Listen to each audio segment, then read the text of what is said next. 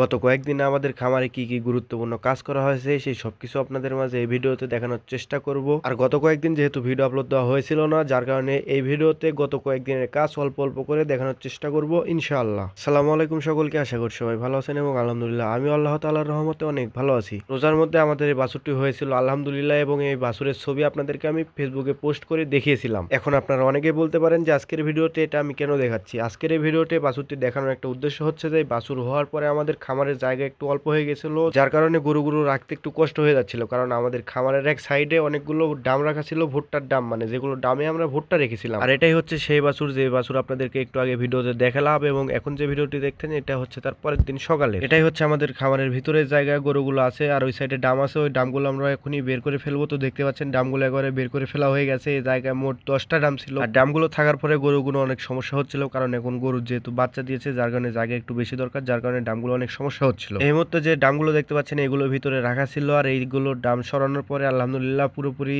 খামার একেবারে ফাঁকা হয়ে গেছে, যার কারণে গরুগুলো এখন সুস্থভাবে বের উঠতে পারবে এবং থাকার জন্য কোনো সমস্যা হবে না ইনশাল্লাহ। আর ডামগুলোতে যে ভুট্টা ছিল ওইগুলো আমরা একেবারে বস্তাতে ভরে রেখে দিয়েছি, কারণ একেবারে কাজগুলো সেরে ফেলা ভালো, পরবর্তীতে আবার দুইবারে কাজ করা সম্ভব না, যার কারণে একেবারে কাজটা সেরে ফেলেছিলাম। ডামগুলো সরানোর আগে এই জায়গায় আমরা আরেকটা গরু রেখেছিলাম, কারণ ওই জায়গাতে জায়গা হচ্ছিল না, আর এই জায়গাতে একটা গরু রাখা খুব সুন্দর হয়েছিল। চারিদিকে মশারি দিয়ে দিয়েছিলাম যাতে মশায় না কামড়ায়, যার কারণে এই জায়গায় এই গরুটা আলহামদুলিল্লাহ ভালো ছিল। আর ডামে যেহেতু আমাদের আবার ভুট্টা বা অন্য অন্য যে ফসলগুলো আছে ওইগুলো রাখতে হবে, যার কারণে ডাম আমরা আমাদের খামারের যে বারান্দা আছে এই জায়গাতে রেখে দিয়েছিলাম। আর এখন যেহেতু ডাম ফাঁকা আছে, যার কারণে একটার উপর আরেকটা রেখে দিয়েছিলাম যাতে জায়গা কম লাগে। এরপর আমরা আরো একটি কাজ করেছিলাম, সেই কাজটি হচ্ছে আমাদের এই খামারের এই পুরো পাশে যে আমাদের একটা পুকুর আছে, আপনাদেরকে আমি অনেকদিন আগের একটি ভিডিওতে বলেছিলাম এবং দেখিয়েছিলাম এই পুকুর থেকে অনেক মশা আসে, যার কারণে আমরা যে আমাদের এই সাইড দিয়ে যে গ্রিলটা আছে এই দিক দিয়ে একেবারে নেট দিয়ে দিয়েছি যাতে বাহির থেকে মশা না আসতে পারে।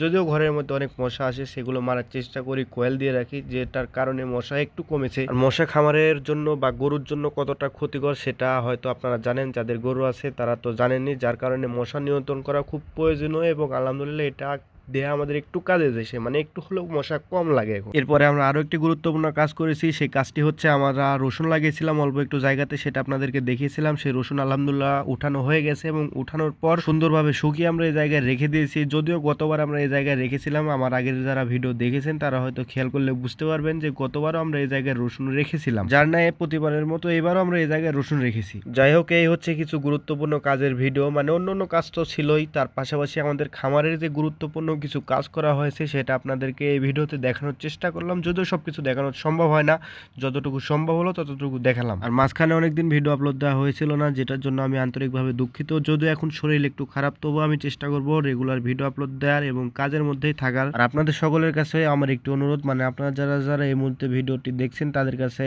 অনুরোধ যে আপনারা সবাই দোয়া করবেন আল্লাহ তাআলা যেন আমাদেরকে সুস্থ রাখে এবং আমাদের সকল কাজে যেন বরকত দান করে। এর পাশাপাশি আমি যেন নিয়মিত আপনাদের জন্য নতুন নতুন ভিডিও নিয়ে আসতে পারি, সেটার জন্য অবশ্যই পেজটিতে ফলো দিয়ে রাখবেন। আপনাদের সাথে দেখা হচ্ছে আবার পরবর্তী নতুন কোনো ভিডিওতে। সে পর্যন্ত সবাই ভালো থাকুন, সুস্থ থাকুন, আল্লাহ হাফেজ।